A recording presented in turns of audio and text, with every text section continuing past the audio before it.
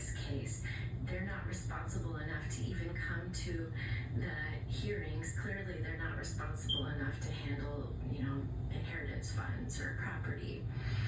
And they're going to play the game of, yeah, we served them and they never served you, or they're mailing to a false address. They provided a false address to the court.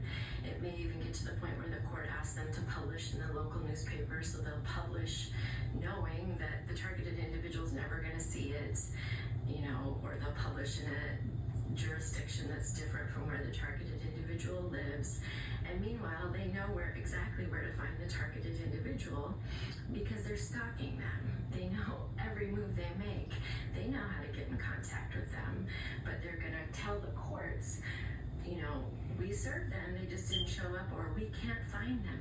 They're homeless, we can't locate them, which would explain in the targeting why they're trying to make the person appear unstable, unemployed, riddled with drug addiction, homeless, because then they can go to the court and say, yeah, we just can't find them. They're MIA, they're living this wild, erratic lifestyle, and we just need to proceed with this case as is without them.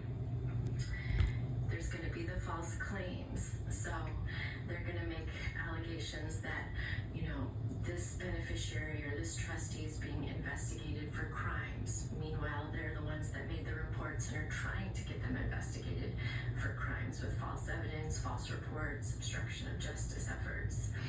They're going to make claims of drug addiction.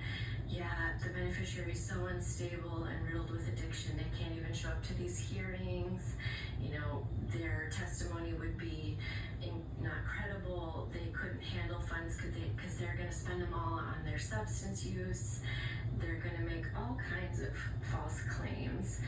They may say that the beneficiary is sick, on their deathbed, or, has incapacitating mental illnesses and isn't coherent enough to even attend court. They're going to get as much narrative as possible. They couldn't hold a job, they're not stable. Meanwhile, we got them fired from their job. They're not going to tell the full story, but it's important to understand what they're telling the court and what they're doing behind the scenes to manipulate the situation to match. So if family members have told the court, yeah, they're homeless, they've got to make that a reality. Or if they've said, yeah, they're a substance user, they certainly can't have you looking healthy and fine in public or on social media.